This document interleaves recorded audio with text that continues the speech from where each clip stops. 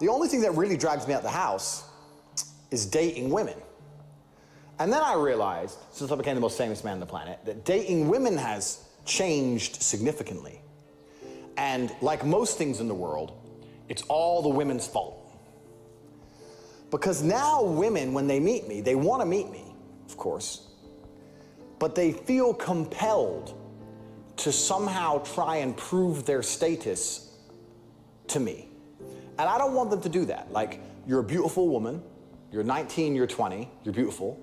If you were soft-spoken, if you were kind, with a good heart and a nice person, maybe funny, cool, that's all I expect of you. I don't expect you to have my kind of money. I'm a 35-year-old man. I don't expect you to have done amazing things and been to a load of places, nothing. I don't expect that. In fact, it's probably the least attractive things a woman can do is to sit there and pretend she's done these things or to have done these things. All the real G's out here know. When you meet a chick and she's like, I've been all over the world, I've been here, I've been here, I've been here.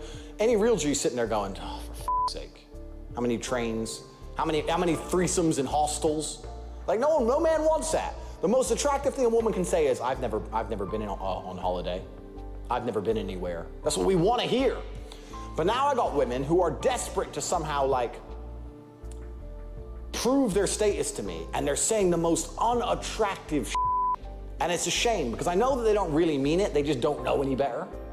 So I'm on a date with a chick and she's like, okay, I'm meeting Top G, he's successful, he's been everywhere, he's done everything, et cetera, et cetera. I better have done those things. So I'm sitting there with a girl and she's like lying through her teeth. Yeah, I go here and I go there and I've been here. Oh, you've been to Greece? What part of Greece? I don't remember the town. Like, you haven't even been. Like, why tell me? I don't want you to have been to Greece. So why are you lying about going to Greece? Why don't you say, I haven't been anywhere, Andrew. I'm an empty vessel. I barely existed on earth without you. I was sitting at home waiting for the man of my dreams, and now I found him. Please, can I just follow you around the world? Can I just let you take me places? I'd never go anywhere with anyone else. Then we can be in love. Why are you gonna ruin it by lying? The worst thing women do is they flex, now that I'm rich, now that I'm Top G, king of the world, they flex other men's stuff. That really blows my mind. So I'll be in the car, we'll go to get in the car, right? Lambo, I'll get in the car. She'll struggle with the door handle, the handle's a bit unusual, she can't work out how to do it. I'll lean across, open the door for her. Why don't you make a comment?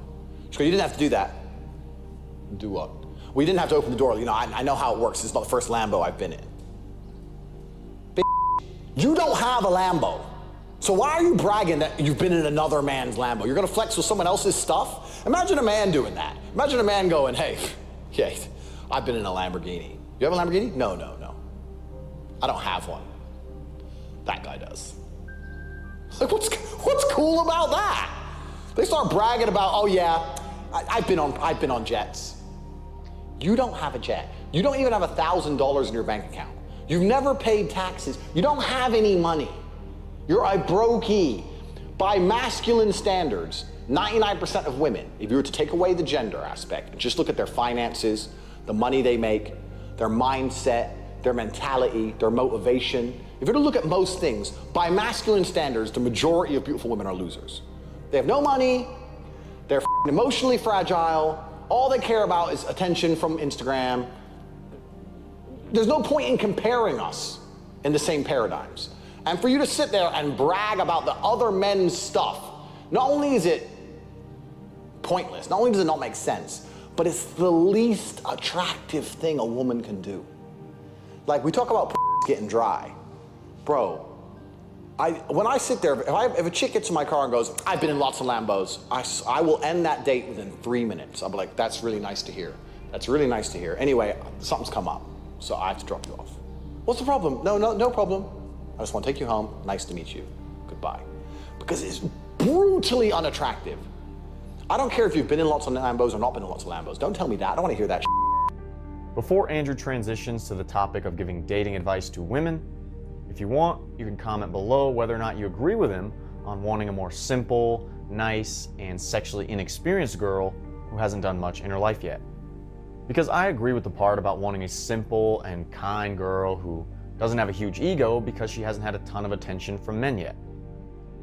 But I disagree with the part about wanting such a simple-minded woman who wants to live her whole life through her man Because for me, when a girl is so simple-minded that she lacks depth and doesn't have passion for her own interests, I just find those girls mentally unstimulating and boring. Again, if you want, you can comment what you think below. Now let's hear Andrew's dating advice for women. I don't want to hear about the time you went on holidays, something. In fact, let's change this Tate speech. Let's change all of it. This is the first Tate speech aimed at women, for women. Chicks, I'm gonna give you some advice. You wanna get the man of your dreams? Women have basically no idea what men find attractive. You all live in a dream world, because if women knew what men wanted to see and hear, you could have any man you wanted. I see chicks out here going, I can't get a good man. Then you're a dumbass, because it ain't hard. Let's start with the basics. Stop dancing in clubs. You think it looks sexy, it ain't sexy. We don't want to see you twerking, we don't want to see you dancing. Men don't like those outlandish women. You being out there on the dance floor in front of 5,000 men, overconfident, shaking your ass, is not the kind of thing a man wants to see. We don't want to see that. The more confident you are in those scenarios, the least attracted we are to you. Now, I know you may be sitting there going, no, but when I dance, guys like me. They want to bang you, cool, but they don't like you as a person. As a person, deep inside, they want the girl in the corner who says, I don't want to be dancing in front of all these men like that. So stop dancing, first. 2, no matter where you've been, or whatever amazing things you've done, or what expensive cars you've been in, etc., shut up. Because when you talk about those things, all you're really saying is some other dude. When you sit there and talk about the time you went to Thailand for 3 months, and I was in Thailand, and the monkeys, and the elephants, and I was in Thailand, the man's sitting there listening to you, but all he's thinking is, what dude was her in Thailand? Some dude, some Thai dude, or some foreign dude, or was she part of a sex ring, or was she like, what was she doing? Like, she was talking about freedom and finding herself and finding her spirit. How naked was she? Like, was she naked all the time, like sex day and night? Like, we're sitting there analyzing as you're telling your story about the time the monkey touched the banana, and we're just sitting there thinking, she is a hoe. Don't tell us. We don't want to hear it. Don't want to hear it. Lie. You've never been nowhere. Never done nothing. Never been to Lambo. Never been to that club. Nothing. 3, we don't like those girls who know lots of people. Because if you know lots of people, it's probably because you've had a lot of dick. We don't want that. So don't be saying, oh yeah, my friend is the manager of this restaurant. Or I know a girl who has her boyfriend has a house on the hill. That you don't know anyone. You don't dance. You ain't been nowhere. You ain't got no friends. You just stay home, you read the Bible. Even if it's all a lie. This is for you, chicks. Everyone says I'm a misogynist. I'm out here to help the women now. This is for you, to get the man of your dreams. He's probably lying to you anyway, so you can lie back. It's fine, lie. You don't know anybody. You don't know anyone important. You've never been to those parties. You ain't got no connections. You don't know anyone. Because when you talk about knowing lots of people, he's thinking about all the you've taken. When you talk about going to lots of places, he's talking about all the he's thinking about all the you've taken.